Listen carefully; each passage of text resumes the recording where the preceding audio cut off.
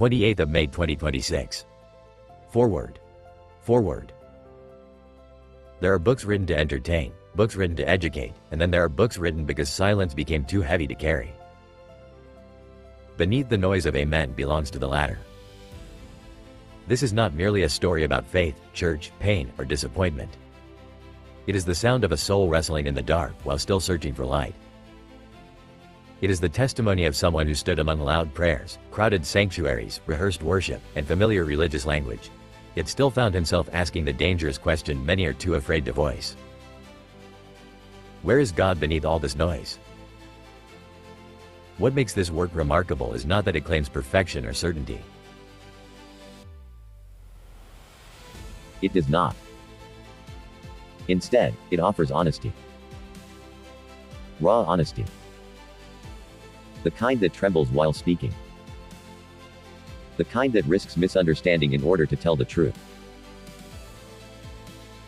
Within these pages, readers will encounter grief, spiritual conflict, broken trust, emotional exhaustion, and the difficult tension between loving God and surviving people who misrepresented Him. Yet even in its darkest moments, this book does not abandon hope. It digs through the ashes of performance, manipulation, fear, and religious spectacle to uncover something quieter and far more enduring: the possibility that God may still be present even after institutions fail us. Many will see themselves in these chapters. Some will remember seasons when they clapped in worship while silently falling apart inside. Others will recognize the burden of trying to appear spiritually strong while privately questioning everything. And some may finally feel permission to admit that faith and pain often coexist more closely than we are willing to confess. The courage of this book lies in its refusal to simplify suffering. It does not offer shallow answers wrapped in polished church language. Instead, it invites readers into a deeper conversation about healing, identity, disappointment, grace, and the dangerous habit of placing divine expectations upon broken human beings. Perhaps most importantly, Beneath the Noise of Amen reminds us that faith should not be built upon personalities, pulpits, or applause. Human beings will fail. Leaders will disappoint. Systems will fracture. But somewhere beneath the noise, beneath the performance, beneath the fear, beneath the shouting, God remains. This book is an invitation. An invitation to listen again. An invitation to heal honestly. An invitation to rediscover faith without pretending. And maybe, for some, an invitation to finally breathe. May every reader who opens these pages find the courage to confront their own silence and the grace to believe that even there, they are not alone. Acknowledgements. Acknowledgements. No book is ever written alone. Behind every page of Beneath the Noise of Amen are people who carried me, listened to me, challenged me, prayed for me, and stood beside me during moments when I honestly did not know if I had the emotional strength to continue. First and foremost, I thank God. Even in seasons where my faith struggled beneath disappointment, confusion, silence, and pain, His presence remained steady. This book exists because grace refused to let me go. To my wife, Nora, thank you for being my safe place during the writing of this book. Thank you for listening to my thoughts when they were scattered, for allowing me to wrestle openly with difficult emotions, and for being the voice that encouraged me to continue when exhaustion wanted me to stop. Thank you for the meals, the patience, the late-night conversations, and the countless moments where your support carried more weight than words could ever explain. To my mother, Beatrice, thank you for your unwavering encouragement and belief in me. Your support throughout my journey has meant more than I can fully express. Your strength helped shape mine. To my son, Bela, thank you for being my little research assistant, my unexpected source of joy, and a reminder that even during serious seasons of life, there is still room for laughter and light. To my mentor, Rev. Ph.D. James Parter Toga, thank you for being present from the very beginning of this journey. Your guidance, wisdom, honesty, and encouragement helped me push forward even when doubt tried to silence me. Thank you for believing in both the message and the messenger. To my pastor, Rev.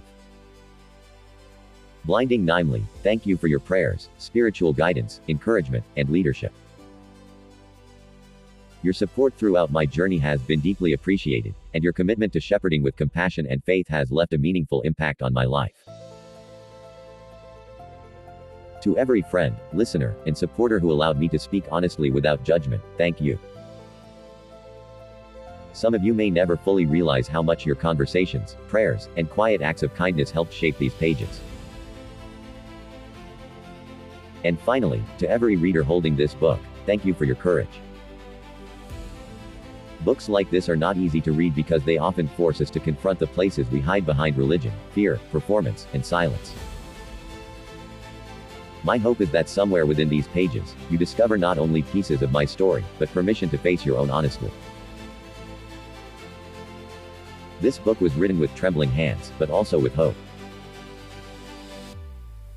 Thank you for reading. Dedication. Dedication. This book is dedicated to everyone who has ever smiled in church while silently breaking inside. To those who questioned their faith but were afraid to admit it. To those who searched for God beneath disappointment, betrayal, fear, and religious noise. To those who loved deeply, trusted sincerely, and still walked away wounded. May you know that your questions do not make you faithless. Your pain does not make you weak. And your silence has always been heard by God. I also dedicate this work to my family, especially my wife, Nora, my mother, Beatrice, and my son, Bela, whose love, patience, and support carried me through the emotional weight of these pages. And to every person still searching for something real beneath the noise of Amen. This book is for you. Disclaimer. Disclaimer. Beneath the Noise of Amen is a work inspired by real emotions, personal experiences, observations, and reflections. While certain events and situations may resemble actual people, places, churches, or incidents, many names, identifying details, conversations, timelines, and circumstances have been changed, altered, condensed, or fictionalized for privacy, creative expression, and narrative purposes. The author does not intend to defame, accuse, condemn, or maliciously target any individual, organization, ministry, or religious institution. The themes explored in this book are intended to encourage reflection, healing, honest conversation, and personal growth. The views, interpretations, and experiences expressed herein are those of the author and should not be understood as universal statements about Christianity, faith communities, or spiritual leadership as a whole. This book discusses emotionally sensitive topics including spiritual conflict, manipulation, emotional pain, disappointment, trauma, and struggles with faith. Reader discretion is advised. Ultimately, this work is not written to destroy faith, but to explore the difficult journey of searching for truth, healing, and the presence of God beneath human imperfection and religious noise. Prologue. Prologue. Beneath the Noise of Amen. Liberia taught many of us how to pray through fear before we ever learned how to pray through peace. Some of my earliest memories are not of childhood innocence, but of survival. I recall the distant stutter of gunfire, the heavy scent of rain mixing with the acrid smoke from burned homes, and the hushed, frightened whispers of adults after sunset. Sleep never came easily when nobody trusted the night anymore. In those days, people did not speak about tomorrow with confidence. Tomorrow belonged to God alone, a fragile gift we dared not claim. War changes the way human beings understand heaven. When death moves close enough to breathe against your skin, prayer stops being religious performance. It becomes survival language, a desperate plea echoing through the chaos.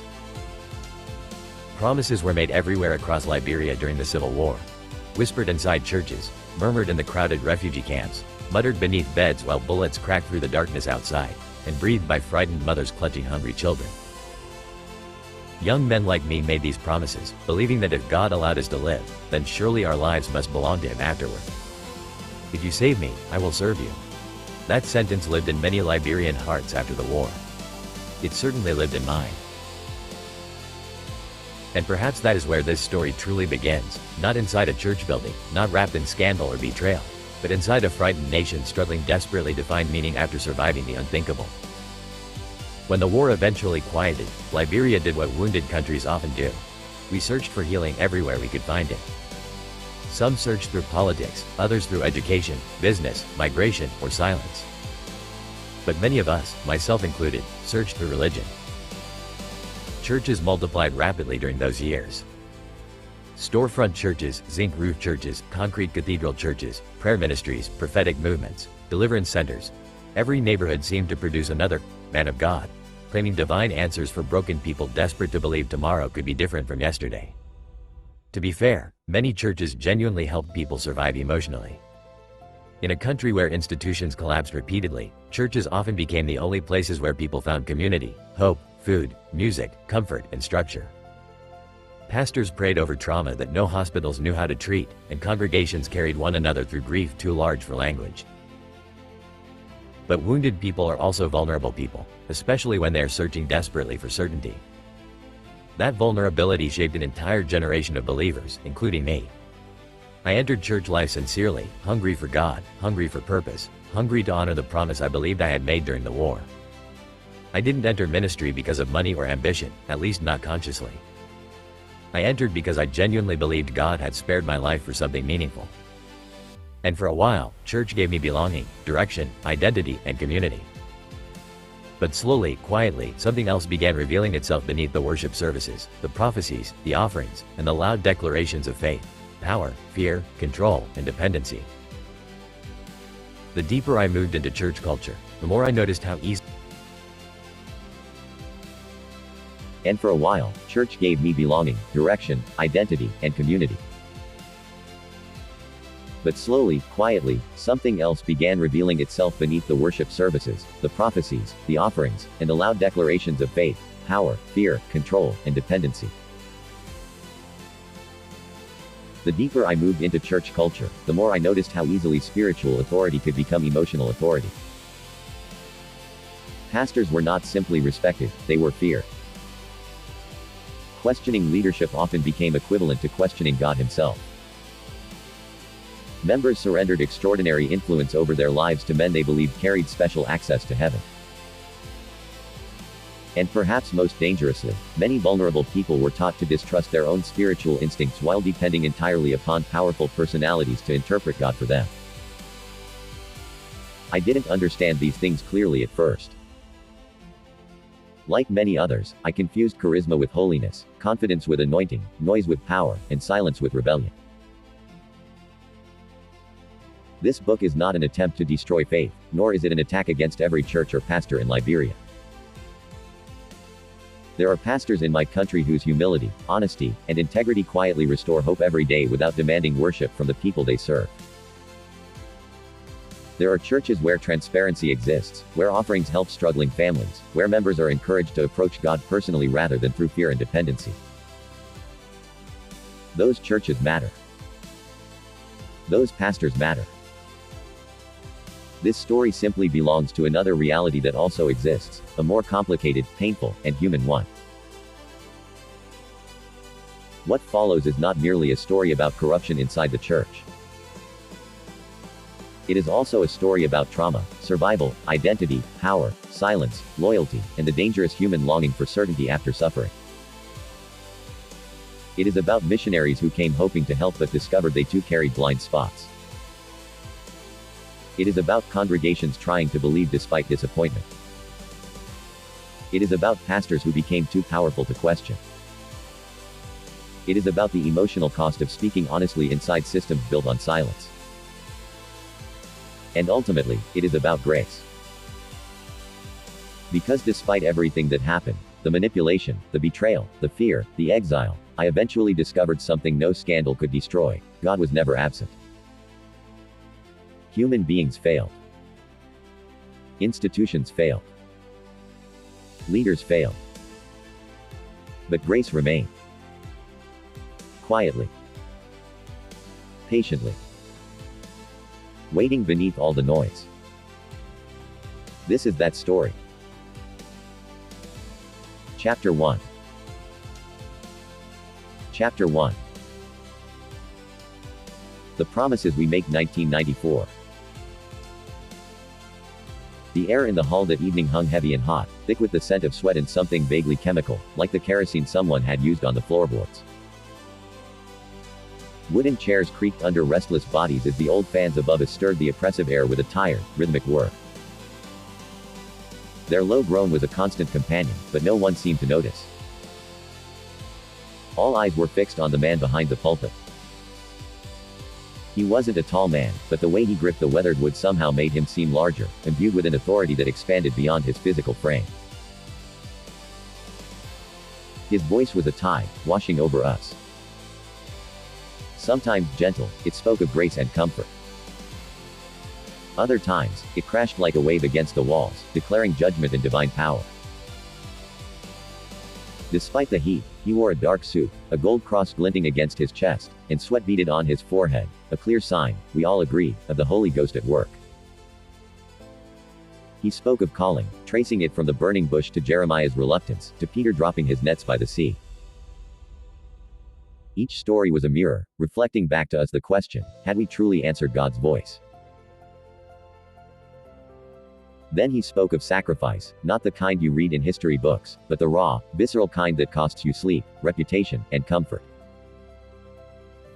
The kind that makes you a stranger to your own family because heaven's assignment demands total allegiance.